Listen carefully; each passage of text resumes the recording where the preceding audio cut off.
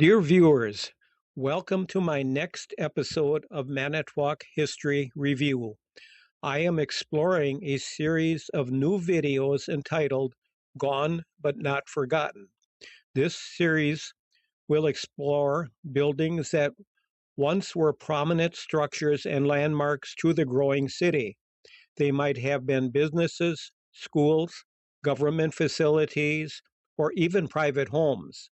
The first in this series will tell the fascinating history of Manitowoc's 911 post office, which was erected at the corner of South 9th Street and Franklin Street. So let's begin our story. As can be expected, Manitowoc had a number of post offices before the one at South 9th and Franklin Street was constructed.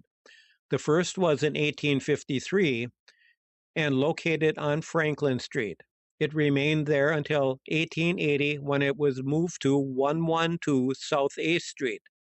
The third post office was located at number 1 North 8th Street, better known as the O. Thorson Building. The government had leased a large area in the building in 1894 and converted that area into a well-designed and maintained post office. We must remember that all the mail brought into the county at that time was first brought to the O. Thorson Building. That included the mail for the city of Manitowoc, as well as mail to be delivered to the rural areas of the county. The post office had a large area where the rural mail carriers could come in and sort the mail they would be delivering. One of the early postmasters in Manitowoc was Henry G. Kress. Mr. Kress was appointed postmaster in 1898 and served in that position well into the 1920s. Before becoming postmaster, he was known in the community as a newspaper man. In 1882, he bought and published the Manitowoc Lakeshore Times. In 1899, he became president of the Manitowoc Herald News newspaper and brought it back as a major Manitowoc paper. He was also affiliated with the Manitowoc Times Press and the Manitowoc Daily Herald. Crest was born in Wellsboro, Tennessee on August 3, 1858, and came to Manitowoc at the age of 10 on the steamer Seabird shortly after the death of his father in 1868. He left Manitowoc to obtain a university education, but returned in 1880 and became a well-known and prominent citizen. He would oversee the 1905 renovation of the Old Thorson Post Office and the construction of the new 1911 post office. Mr. Crest passed away on November 25, 1926, at the age of 68. He is buried in Evergreen Cemetery, Manitowoc. Because of heavy use by the citizens of Manitowoc, by 1905, the O. Thorson Post Office was in need of a major remodeling. The government had just signed a new 5-year lease with the O. Thorson Company, which agreed to the remodeling project. The plans called for moving many of the offices and public areas to better accommodate the flow of traffic. In addition to a completely new lighting system, 100 new private mailboxes were added. The entire postal area was given an additional facelift with all new furniture. Even with the major renovation of 1905, the Postal Service was not happy with the location of the Manitowoc Post Office and decided it was time the city had a new modern building of their own. In 1906, Congress appropriated $75,000 for such a building.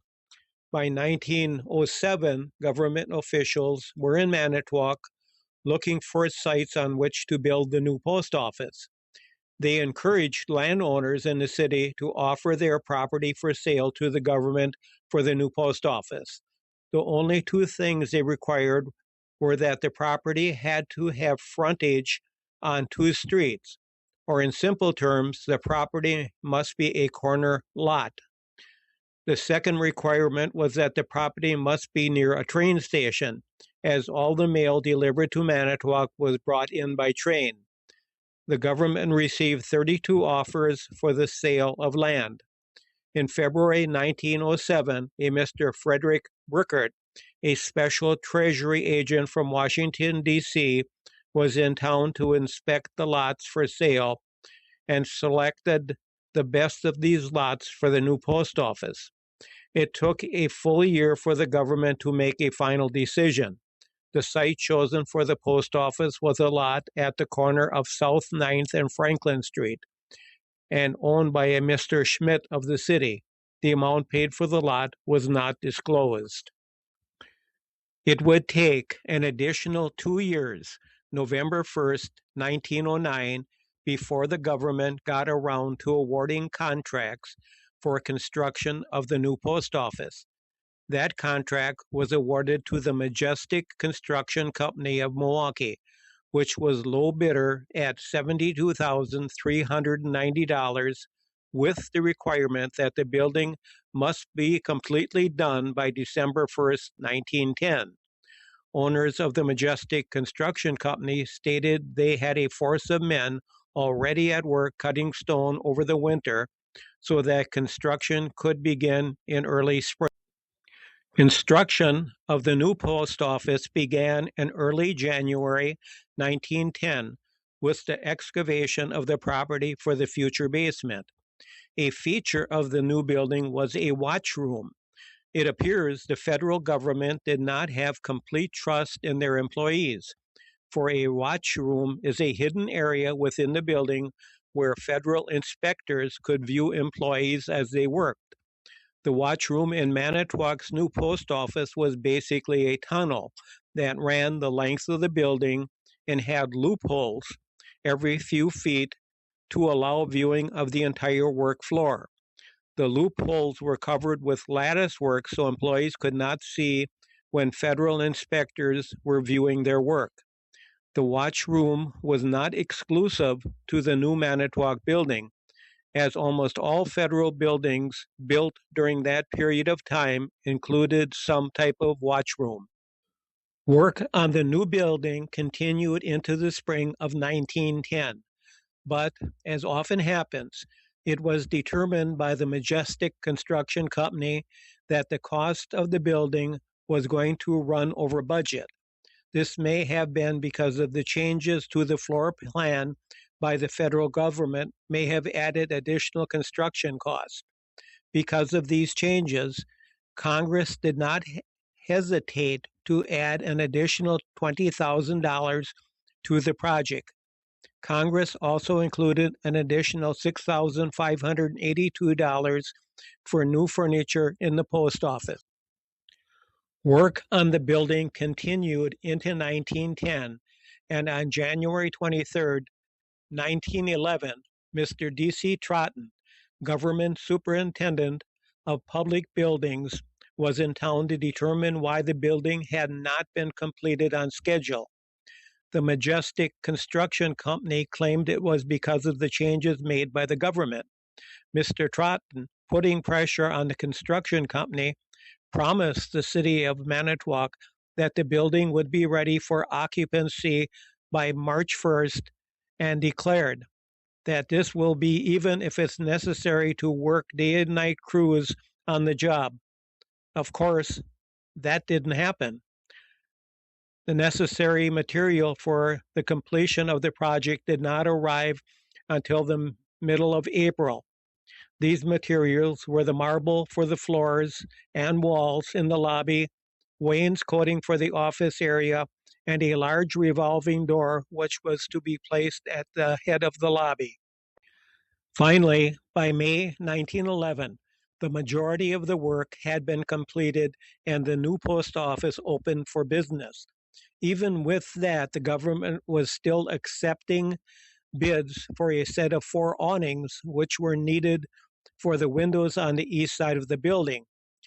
To say the least, the citizens of Manitowoc were impressed with their new federal post office. Business at the post office increased year by year, and by 1913, receipts exceeded $40,000, a large amount of money for that time period. This led to the post office receiving a first class title. This also led to an increase in rates.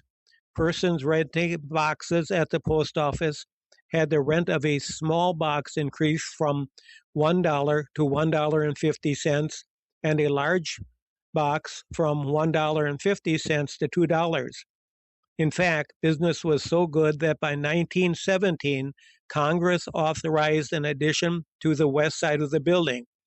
This addition was completed in 1918. Then in 1923, an even larger addition to the post office was proposed in Congress at a cost of $155,000. This was placed in the 1923 budget but was never acted upon. It was also proposed that a wooden structure 30 feet by 40 feet be added to the rear of the building to conduct parcel post business. This too was not acted upon. The post office in Manitowoc fared well during the Great Depression of the 1930s and 40s, as well as World War I and II. Minor repairs, such as replacing the large wooden doors on the outside of the building and removal of the revolving door by the lobby, were made to the building as needed. But by 1964, the building was showing its age. It was decided that a new and larger post office was needed in the city. That year, Congress approved a new post office at a cost of $628,500. A lot was obtained at South 12th and Franklin Street, and work began in 1965. On May 21st, 1966, was the last day the old post office did business. The following day, May 22nd, 1966, the new post office was dedicated and open for business. The question was then what to do with the old post office. The building and grounds were owned by the federal government, who had no interest in keeping it. They put the building up for sale on bid, asking a price of at least $54,000. The city of Manitowoc wanted the building and grounds, but were willing to pay only between $20,000 and $35,000. When the bids were received, the city of Manitowoc and two other bidders had submitted bids.